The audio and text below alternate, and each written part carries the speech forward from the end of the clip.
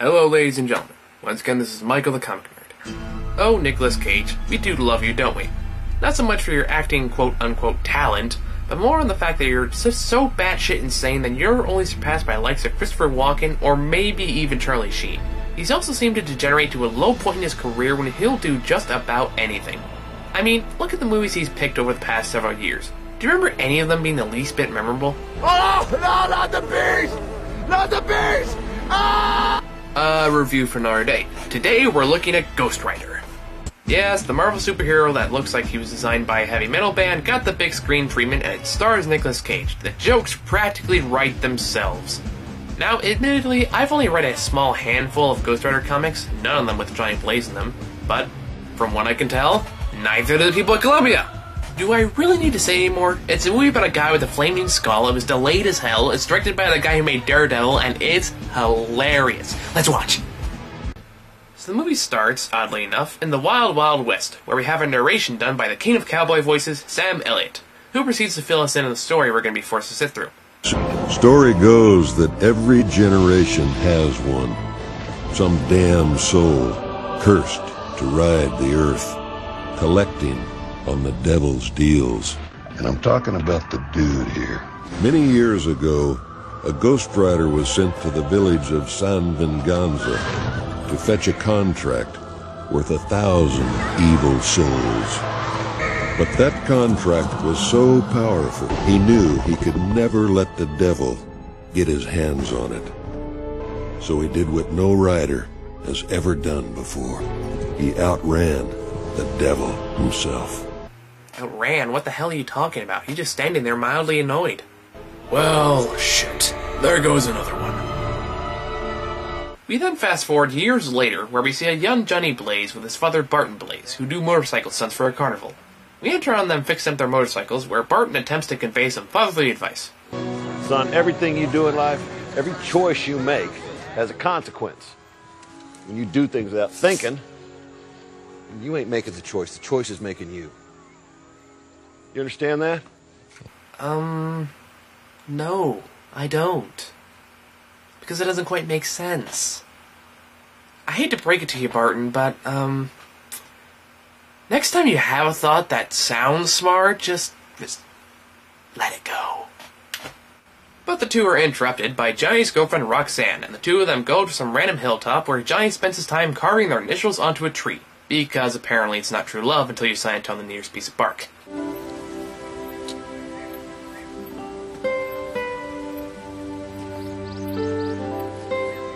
You know, with the music and the setting and the clothes they're wearing, is it weird if I keep expecting them to start speaking Spanish?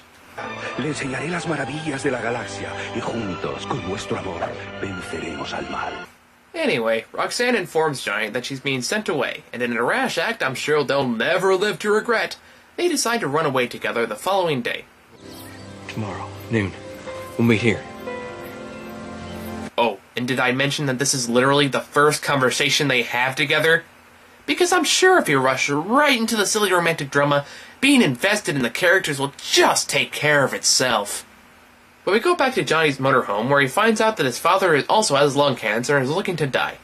And as if that wasn't enough, when he goes to get his mind off of it, he's visited by the fucking devil, played by clearly not giving a shit Peter Fonda. Jesus, someone give this guy a Snickers and a hug, he's having a really crappy day. What's wrong, Johnny? Worried about your father. So the devil offers Johnny a deal to save his father in return for his soul. But of course, he has to sign a contract.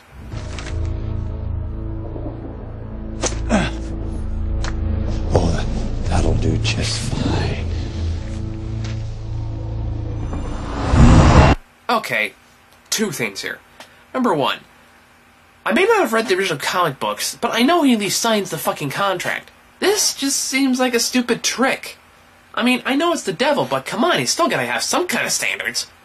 And number two, what is it with movies where paper cuts seem to be like the greatest source of blood loss? Ooh, paper cut. It's not stopping! True to his word, the devil cures Johnny's father of his cancer, but also causes him to have an accident during his next stunt and kills him.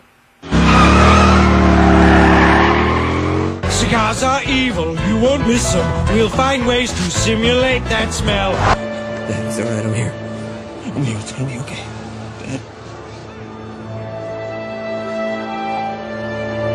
Dad. Dad. You know, God bless the kid, he really is trying. We fast forward several years later, where Johnny is now a world-famous motorcycle stuntman, but somehow lost his accent and overall facial structure. Oh, wait, could you go back? There's a howler monkey special on Discovery Channel tonight. Oh yeah, because when you see a picture of Ghost Rider, I'm sure this is what pops in your head. Ghost Rider. He's a badass. He eats jelly beans and is fascinated by howler monkeys. He will fuck you up. So back at Johnny's apartment, his best friend Mac tries to talk him out of an insane jump he plans to do for the anniversary of his father's death. This jump is nuts. Alright, man, I mean, field goal to field goal, now you're adding cars? I mean, what are you trying to prove? That it's me. That it's you? Right in the back. Well, of course it's you! Of course it's you, man. Who the hell else is it gonna be? Okay, when the annoying best friend is the voice of reason in your film, that can't be a good sign. I'm just looking for a sign that I can take a negative and turn it into a positive. Well, for fuck's sake, if that's all you wanted to do, why don't you just take a chemistry class?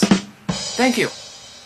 We now move on to our villain Blackheart, played by Wes Bentley, who recruits a bunch of heavy metal rejects with elemental powers to search for the contract of Stuntman Ganza. Oh, and if you're wondering where the majority of the laughs come from, just take a good look. I've come for the contract of Stuntman Ganza. Legend has it that the contract was stolen and hidden in a graveyard not far from here.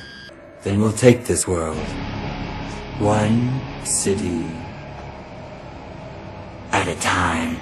But I guess the devil doesn't like him doing evil stuff, go figure, and vows to send the rider after him. We both know you can't harm me here. I may not have power over you in this world, but my rider does. Go ahead. Send the rider.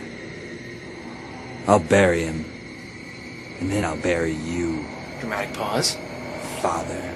We now move to Johnny's big jump, which seems to be the biggest redneck gathering since the Indy 500, where we enter Johnny in his dressing room getting ready.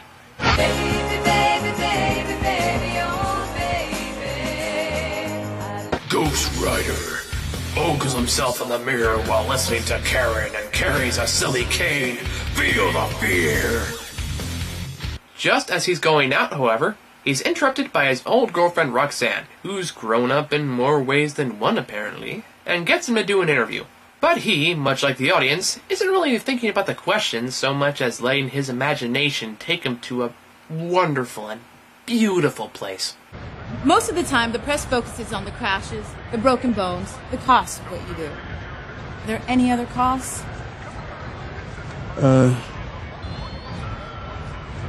Yeah. This is turning out even better than I'd hoped. Letting his boner lead the way, as all great men usually do, Johnny quickly makes his impossible jump, acts like it wasn't a big deal, and races off to catch up with Roxanne so he can ask her out. He does this by nearly causing a freeway accident that would have undoubtedly killed countless people. We are on the side of the freeway. Let's get some dinner. You still like Italian? How do you like my accent? Just try it on. There's a restaurant in my hotel, the Plaza. 8 o'clock. Yes! This is a sign, Roxanne. There are no accidents. Destiny and all that. You asshole, you fucked up my car! Okay, that didn't happen. But what does happen is on that night, the devil comes to collect his due, and tells him to find and destroy Blackheart in exchange for his soul. Find the one known as Blackheart and destroy him. If you succeed, I'll return your soul.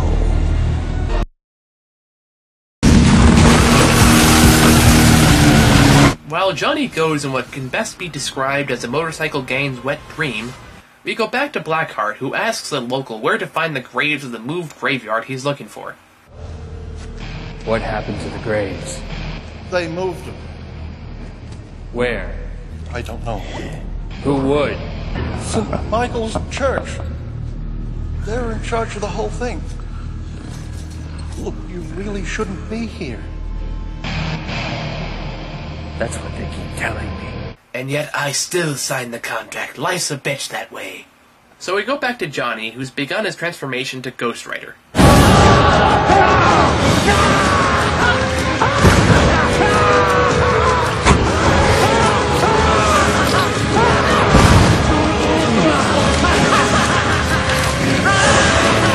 Wait, so he's screaming and laughing while his skin's burning off? Ghost Rider seems a tad bipolar, doesn't he?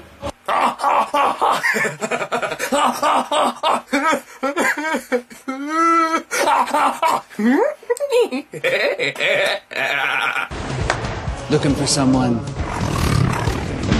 Back to hell. We're not gonna have a meaningful conversation now, are we? Understatement of the fucking century. It isn't long, though, until his ass is handed to him by the three elemental stooges.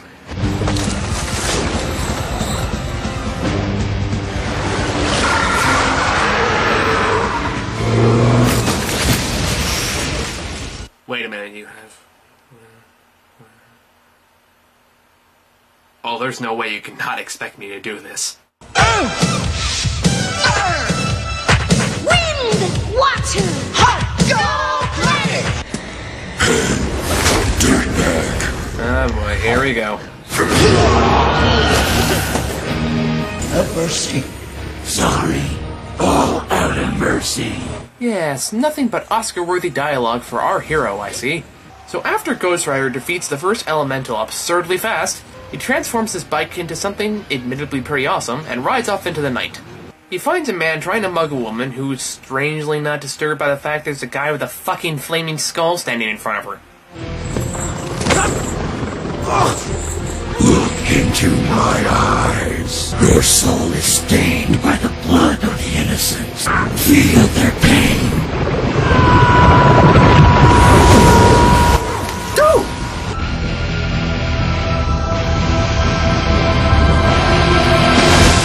Holy crap, man, this guy's gonna be like the master of all staring contests.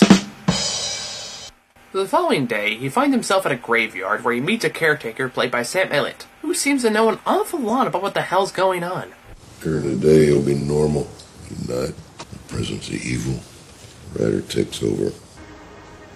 Punk, and I could see all the wrong he'd ever done, and I turned it all against him. The pin and stare. Sears the souls of the wicked. It's a Ghost Rider's greatest weapon. All the riders have it. Why'd you make the deal? I was a kid. What'd you get in return? Well, they taught me to play this here guitar real good. After visiting the exposition cowboy, Johnny goes back to the scene of the crime where he sees Roxanne interviewing the woman she saved last night. He was tall, broad shoulders, and thin, really thin, like Boney. And he had this rat shopper. It was all flames and stuff. Oh, and his face was a skull, and it was on fire. On fire? Yeah, like that much fire. Uh-huh, that's great! Call the police. And then what happened? So after Roxanne blows him off, he goes back to his apartment where he tries to control his newfound powers. I'm speaking to the fire element within me. Give me control over the possessing spirit.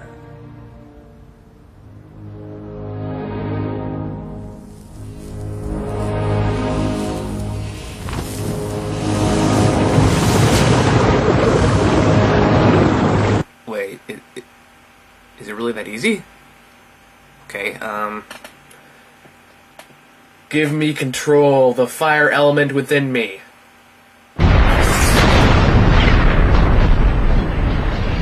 Okay, not doing that again. But then Roxanne barges in and tries to figure out what's going on. And Johnny, like a dumbass, actually tells her the truth. I sold my soul to the devil.